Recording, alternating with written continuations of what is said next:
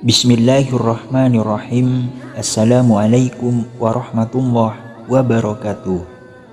Syukur alhamdulillah kita bisa berjumpa lagi di channel ini.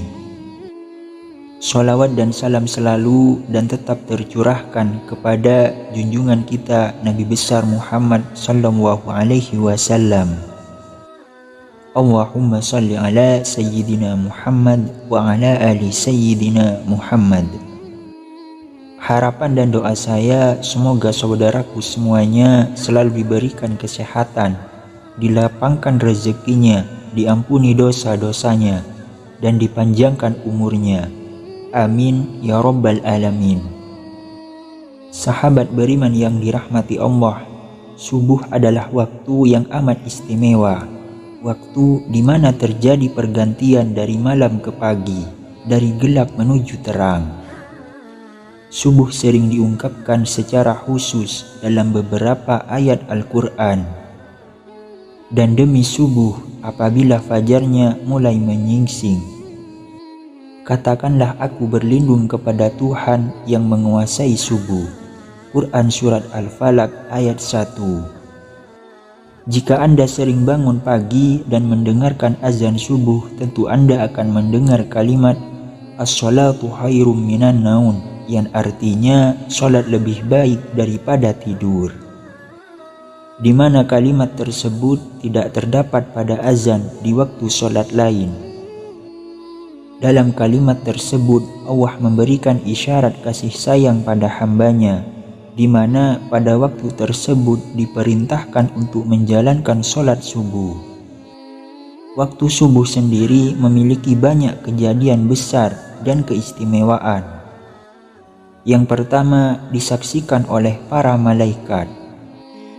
Subuh begitu istimewa bagi umat Islam hingga Allah Subhanahu wa Ta'ala menurunkan perintah sholat subuh sebagaimana firman-Nya dalam Quran Surat Al-Isra ayat 78. Dirikanlah sholat sesudah matahari tergelincir sampai gelap malam, dan dirikanlah pula sholat subuh.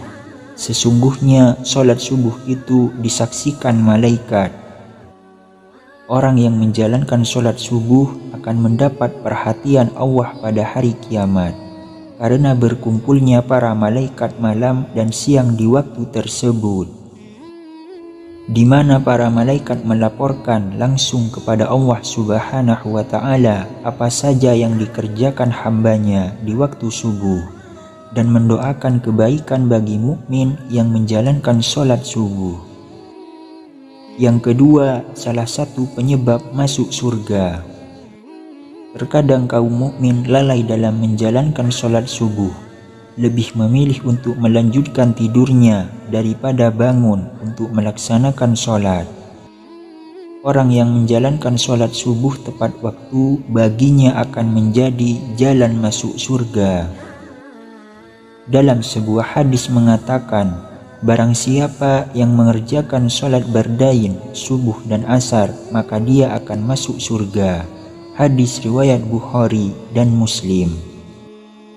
Yang ketiga, salah satu penghalang masuk neraka. Sholat subuh yang memiliki jumlah rakaat paling sedikit dibanding sholat wajib lainnya, terkadang menjadi sholat terberat bagi sebagian umat muslim. Bagi yang menjalankan sholat subuh, baginya dapat menjadi penghalang masuk neraka, seperti disampaikan dalam hadis berikut.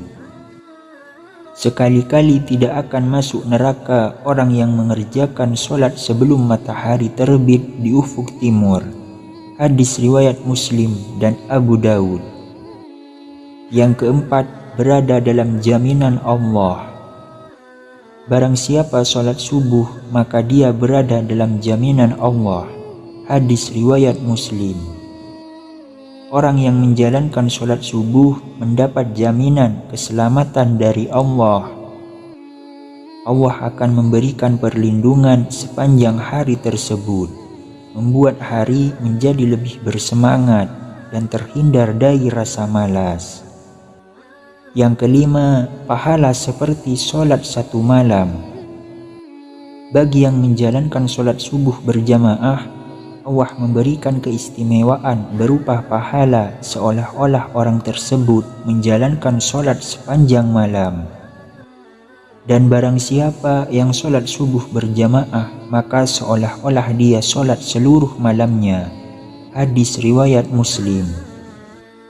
Yang keenam, bercahaya di hari kiamat. Bekas wudhu dan langkah kaki orang yang menjalankan sholat subuh berjamaah akan menjadi cahaya di hari kiamat menurut Islam.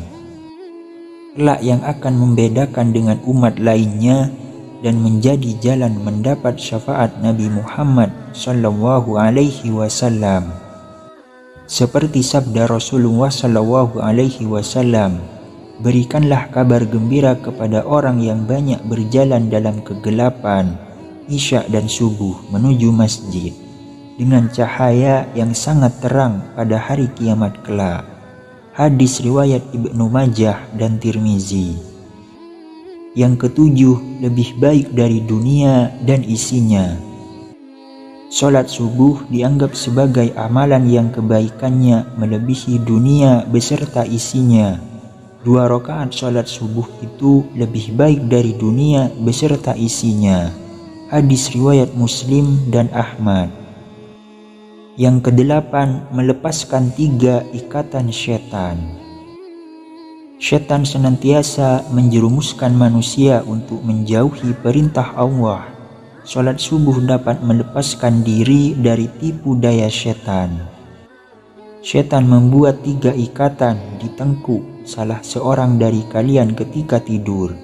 Di setiap ikatan, setan akan mengatakan, "Malam masih panjang, tidurlah." Jika dia bangun dan berzikir pada Allah, lepaslah 1 ikatan. Jika dia berwudu, lepas lagi 1 ikatan.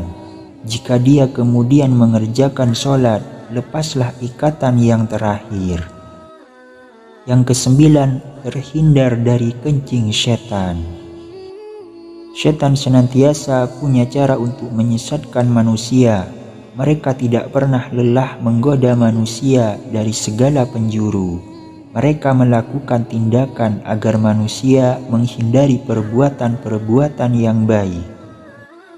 Dalam sebuah hadis riwayat Al-Bukhari dan Muslim, Ibnu Mas'ud radhiyallahu anhu mengatakan bahwa salah satu tindakan setan yang menyesatkan ialah mengencingi manusia, orang-orang yang bangun kesiangan hingga lalai dalam menjalankan sholat subuh. Disebutkan kepada Nabi Muhammad SAW, ada seorang laki-laki yang tidur semalaman hingga waktu pagi dan kehilangan waktu subuh. Maka Rasulullah bersabda, laki-laki itu telah dikencingi setan pada telinganya. Agar terhindar dari hal tersebut, manusia sudah selayaknya bangun di awal waktu subuh dan menjalankan sholat subuh tepat waktu.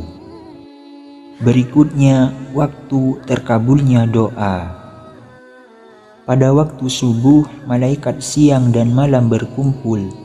Barang siapa yang menjalankan sholat subuh dan memohon doa, akan didoakan oleh seluruh malaikat dan disampaikan langsung kepada Allah Subhanahu wa Ta'ala. Manfaat doa dalam Islam pada kondisi seperti ini memang mustajab. Pada waktu itu adalah tersebarnya rahmat, banyak permintaan yang diberi akan dikabulkan, dan juga nikmat semakin sempurna kala itu. Hadis riwayat Muslim. Yang ke-11, waktu pembagian rezeki. Pada waktu subuh, malaikat membagi rezeki kepada semua umat manusia. Dianjurkan untuk berdoa atau membaca Al-Quran setelah sholat subuh. Barang siapa yang sholat subuh dan memohon rezeki, maka Allah akan memberikan keberkahan yang lebih padanya. Rasulullah Shallallahu Alaihi Wasallam bersabda, sesuai sholat subuh, janganlah kamu tidur sehingga melalaikan kamu untuk mencari rezeki. Hadis riwayat Tabrani. Doa pembuka rezeki dari segala penjuru memang sangat tepat jika Anda panjatkan di waktu datangnya sholat subuh, karena waktu tersebut merupakan awal dari aktivitas. Yang ke-12, waktu yang baik untuk berzikir. Zikir adalah tanda seorang mukmin mengingat dan memuji Allah. Orang yang mengetahui keutamaan berzikir di waktu subuh akan mendapat ketenangan hati dan merupakan waktu yang dianjurkan oleh Allah. Allah Subhanahu wa Ta'ala berfirman, maka bertasbihlah kepada Allah di waktu kamu berada di petang hari dan waktu berada di waktu subuh. Quran Surat Ar-Rum ayat 17. Berikutnya, mendapat keselamatan. Rasulullah Shallallahu Alaihi Wasallam pernah bersabda, sesungguhnya Allah jika menurunkan bala dari langit kepada penduduk bumi, maka Allah akan menghindarkannya dari pemakmur masjid. Hadis riwayat Askari. Arti dari hadis tersebut ialah orang yang menjalankan sholat subuh berjamaah akan terhindar dari mara bahaya. Contoh yang pernah terjadi ialah ketika terjadi tsunami beberapa tahun silam di Aceh. Jamaah yang sedang sholat subuh di masjid itu terhindar. Padahal jika kita logika, pada saat itu daerah sekitar seutuhnya tersapu oleh tsunami.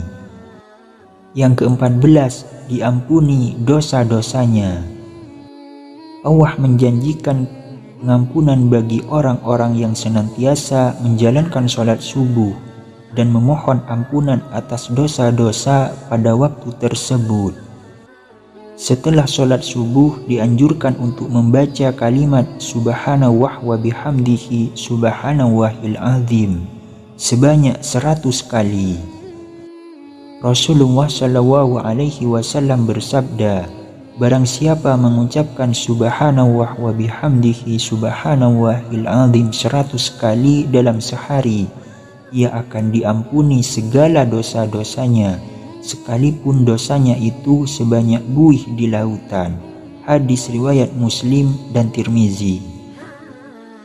Yang ke-15, terhindar dari munafik. Dalam hadis riwayat Imam Malik mengatakan, batas antara kita dengan orang-orang munafik adalah yang menghadiri sholat isya dan sholat subuh.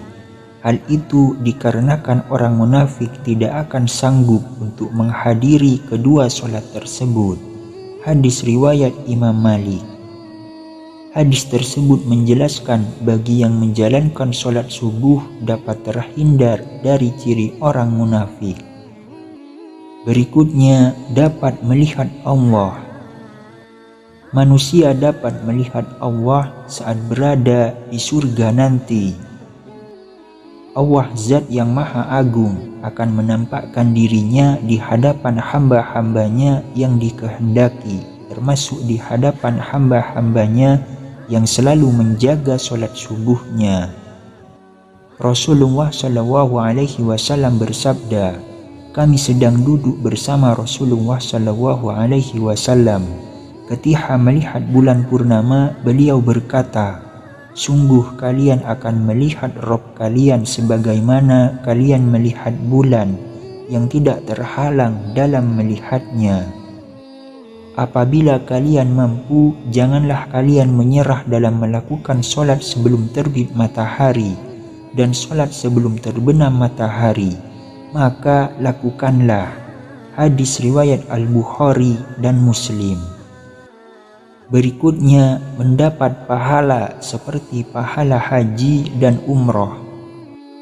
Bagi orang yang menjalankan sholat subuh berjamaah, dilanjutkan dengan berzikir hingga matahari terbit dan ditutup sholat 2 rakaat, sholat isya akan mendapatkan pahala senilai dengan pahala haji dan umroh.